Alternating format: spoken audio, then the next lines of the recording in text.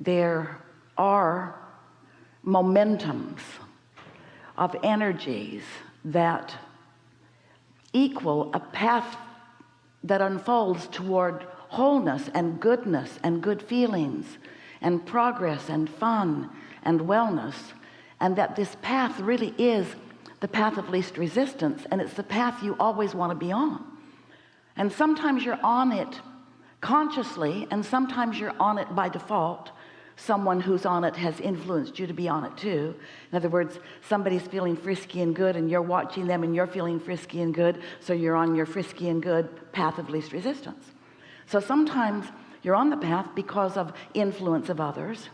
We like it best when you're on the path because you have figured out what it feels like when you're on it, and you have figured out what it feels like when you're not on it, and you prefer to be on it, so you practice the thoughts that put you on it. And we really like it most of all when you don't ask someone else to be responsible for whether you're on the path or not. And that's what is a little bit tricky, because if someone has influenced you to be on the path and you like to be on the path, and now that influence isn't there, so you're not on the path, there's a tendency to want to hold them responsible for you not feeling good now, where you could feel appreciation that they showed you what it feels like to be on the path.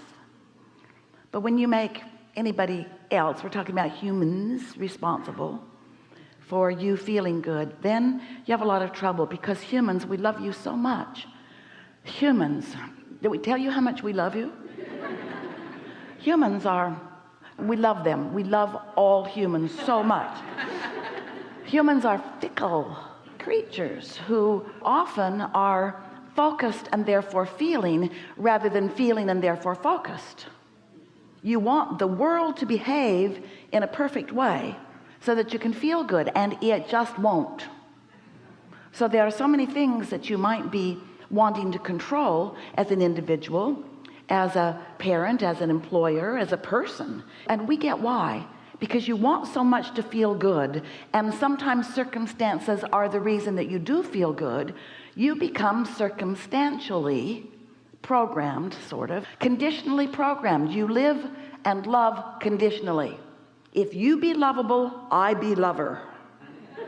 If you be not lovable, I be not lover. I might even be hater. And when I, as a human, give you the power to control the way I feel, then I really don't like you. And then I really become obnoxious. And I pull out all the stops to try to control you, which never work, which just make me meaner and madder and bigger and more self-destructive.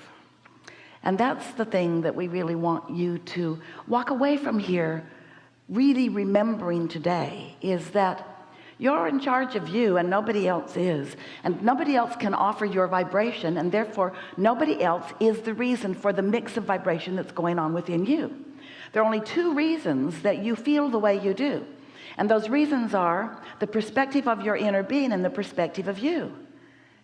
And when you don't know that, and when you try to include the perspective of other humans who are fickle, we love them so much, and who are not consistent in the way they feel about most things, who don't owe it to you to be consistent about the way they feel about anything, even the way they feel about you. Shocking. You used to love me and I used to be happy, and now you turned your attention from me while you had breakfast and just left me hanging out there with no support. You selfish breakfast eater. If you really loved me, you'd eat before I get up, so that when I get up, you can give me your undivided loving attention.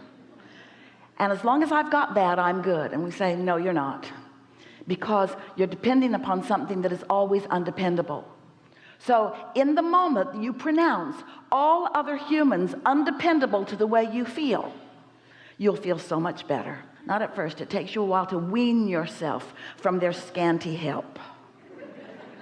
But once you wean yourself from their scanty help, and in the process you realign with where the real help is, which is your inner being's perspective. So that brings us to something that we want to ask. Do you know you're an extension of source energy?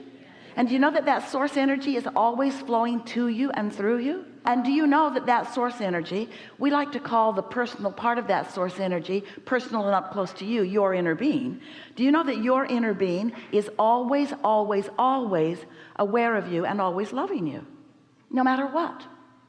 So when you feel guilt, it's not because your inner being stopped loving you. It's because you're looking at you differently than your inner being is. We're going to have some fun today. Our desire is that you become more deliberately, more purposefully, more in control by you of your relationship with your own inner being.